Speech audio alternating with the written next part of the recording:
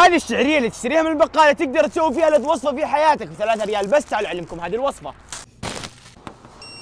واه هيلو والله بالعويل. اول شيء عشان نبدا وصفه اليوم نجيب صحن، لا تنسى لايك والفولو، خلينا نوصل 2 مليون في اسرع وقت بليز. ترى ما بقى لنا شيء. في قاع الصحن علبه من القشطه يا قشطه، علبه واحده بس، وبنفس علبه القشطه نحط فيها حليب باودر مره واحده بس، ويفضل الحليب الباودر يكون محموس على النار مع الزيت، او اذا ما تبونه خلوه نفس كذا. ونوزن في علبه القشطه سميد ناعم 1 2 وسكر يا سكر، ونوزن بنفس علبه القشطه زيت نحطه مره واحده، وزنت بنفس علبه القشطه مويه اضيفها فوق بهذا الشكل، وملعقه واحده بيكنج باودر، وميكس ميكس ميكس ميكس لما يصير معنا بهذا القوام. بعد ما الخليط صار جاهز بايركس، وفي قاع البايركس نرش شويه من الطحينه زي كذا، وندهنها في القاع بهذه الطريقه، وننزل الخليط اللي سويناه فوق الطحينه بهذا الشكل. وبعد ما حطيت الخليط راح اصقعها صقعتين بهذا الشكل، ومشغل عليها من تحت في الفرن حار على درجه حراره 245 لمده 5 دقائق بس. ونجيب الشعريه الباكستانيه وفي الصحن نكسرها بهذا الشكل، وبعد 5 دقائق طلعتها وراح ارش الشعريه عليها من فوق بهذا الشكل، وولعت عليها الفرن من فوق ومن تحت على درجه حراره 180 نخليها لمده ربع ساعه. وكذا صارت جاهزه معانا. نكب فوقها حليب محلى مكثف بهذا الشكل، وهذه النهايه.